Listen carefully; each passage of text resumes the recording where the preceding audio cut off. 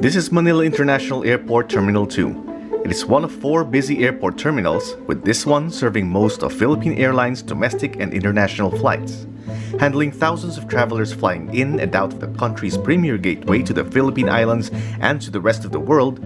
Strong passenger movement in this bustling airport seems unstoppable. That is, until the world was shaken with a pandemic, bringing countries and major cities into lockdowns. Metro Manila is placed on enhanced community quarantine, shutting the airport down from non-essential flights, and air travel left almost to a standstill.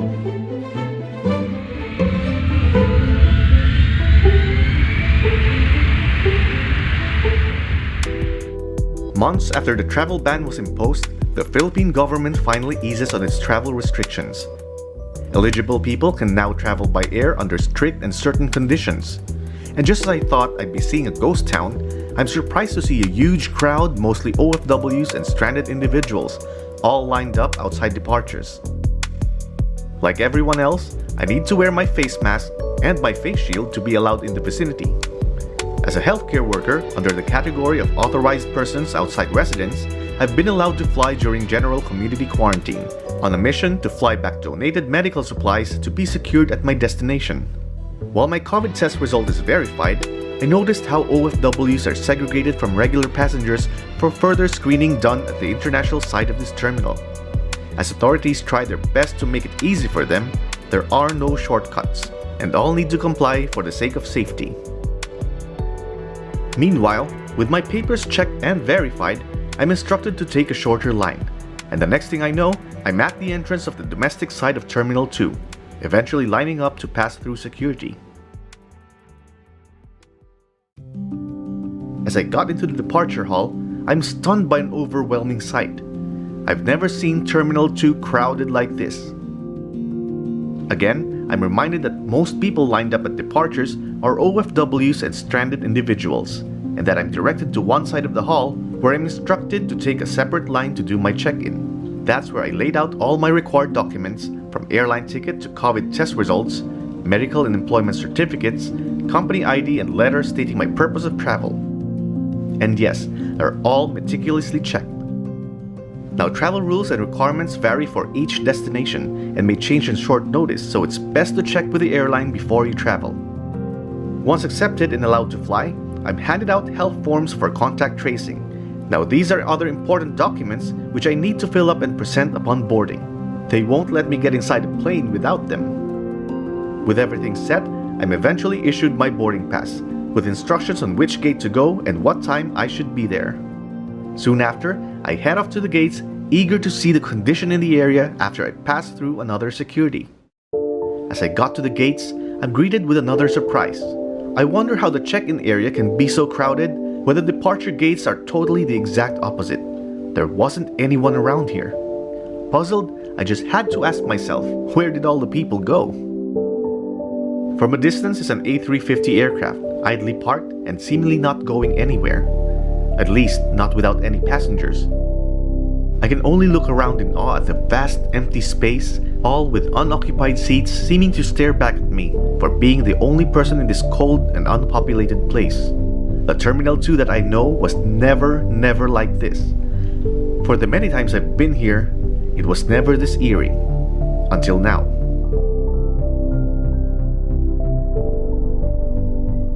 Seeing the terminal empty like this makes it all seem surreal, with mixed thoughts playing in my mind, being amazed to be the only one here and confronted with the reality that this is in fact the sad effects of the pandemic. As I check out the international side of this terminal, it's as gloomy as it seems abandoned, with the lounge and other facilities closed and manned by no one. The further I explore around this seemingly desolate terminal, a feeling of grief begins to creep up, reminding me how the pandemic dealt a devastating impact on the tourism industry. As I move to one side of the terminal, I see more and more empty seats, while passing by shops now closed but hopefully not for good. If there's one thing that brightened things up, it's seeing a familiar face. My subscriber and airport staff PJ Alagano, who's currently on duty and assigned to handle an incoming flight. It's there where PJ shared his sentiments about the sharp drop in passenger movement with their job set in an environment of uncertainty. With lack of passengers and jobs threatened, I can sense the strong melancholic atmosphere, made worse as we approach to enter the Mabuhay Lounge, only to be told by security that it has been closed for quite a while. Oh well, so much for buying a business class ticket. To alleviate my friend's worries, the least I can do to help is to treat him for snacks in one of the few restaurants that's open, mingling with the service crew and spending time listening to PJ as he unloads his concerns regarding work. Soon it was time for boarding, and I bid goodbye to my subscriber PJ, wishing him the best over his plans. And a few moments later, passengers are called to the gate with only a handful of us lining to board the plane. Passengers who failed to fill up the health forms are asked to step aside, but again, there was no rush as there's only about 20 of us taking this flight. With part of my boarding pass torn and taken, I proceed towards the aero bridge with my heart racing, eager to see for myself how the cruise service is like under what is now considered the new normal of air travel. And so this is how it's like these days, with disinfecting mats at the door and crew members wearing protective suits. It's something new, but the warm hospitality of this airline sure hasn't changed. Welcome to Hi. Mr. Chi. Mr. Chi, You're on the right flight. Right? 3K on the left. On the right. Welcome to business class. Thank you. Finally able to step inside an aircraft after months of no air travel was indescribable. It's just good to be able to fly again. With almost no one else boarding the aircraft, I made a quick visit at the back of the cabin. And while most parts of the country, including Manila, are on general community quarantine, I expected that passenger load on flights these days are at a minimal.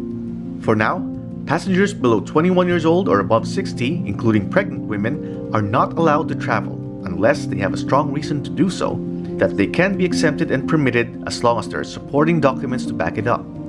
Travel for leisure isn't allowed as of this time, but trips related to work or business are permitted.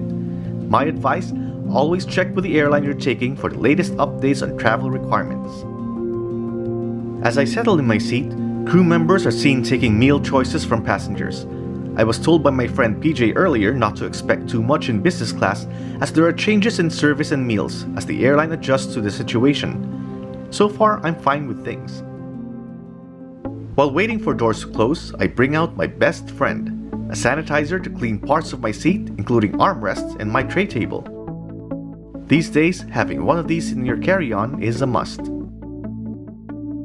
Digging through my seat pocket, I find the usual safety card, and along with it, an air sickness bag. Now where are the in-flight magazines? Well, reading materials are unavailable for now, as those can be ways for virus to be transmitted, so no magazines for now.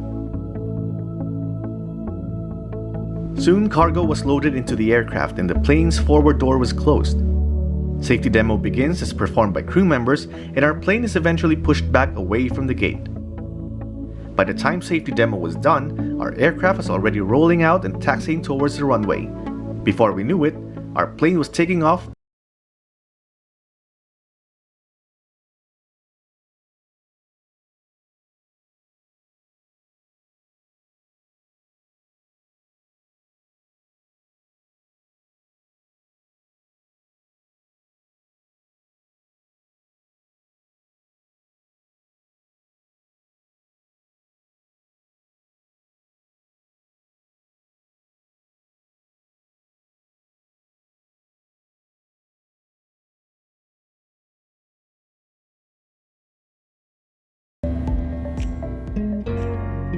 We were airborne in no time, and it's again good to see Manila and nearby vicinities from above.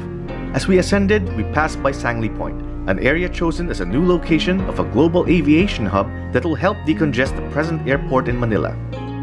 Further along, the site of Corregidor Island, a once fortified structure that served as Manila-based defense during the Second World War. As our plane continued to climb, I took the time to enjoy my business class seat, putting it into a reclined position so I can simply relax and savor all the space I have, including the generous legroom that goes with it. Upon reaching cruising altitude, crew members begin setting up tray tables in preparation to what I thought would be the usual extravagant in-flight meal served in porcelain plates and silverware. But not just yet. Not until the pandemic's over that were served snacks instead of full meals during these times. Instead of drinks served in glasses, they were handed out in bottles, with sandwiches served in plastic containers accompanied by plastic cutleries and a moist towelette, not to mention a chocolate treat to conclude the meal.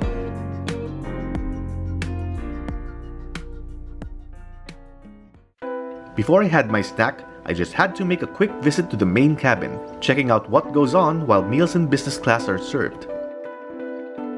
In coach, well, snacks here come in the form of a small bag of dried peas and mango bits, along with a bottle of water, which is distributed to a handful of passengers, mostly seated at the wing area all the way to the bulkhead. Although travel for business is allowed, people are still reluctant to fly. Recently, PAL was recognized as one of the top 10 safest airlines in the world amidst the COVID-19 pandemic, with a high rating among 150 airlines that was audited. With PAL's hygiene and safety standards, passengers like me are assured to fly worry-free. Meanwhile, I'm back in my seat, enjoying my hot salmon sandwich. Though I miss the heavy meal they used to serve, I'm already content with this. No complaints, no rants. I'm just so grateful to be flying again.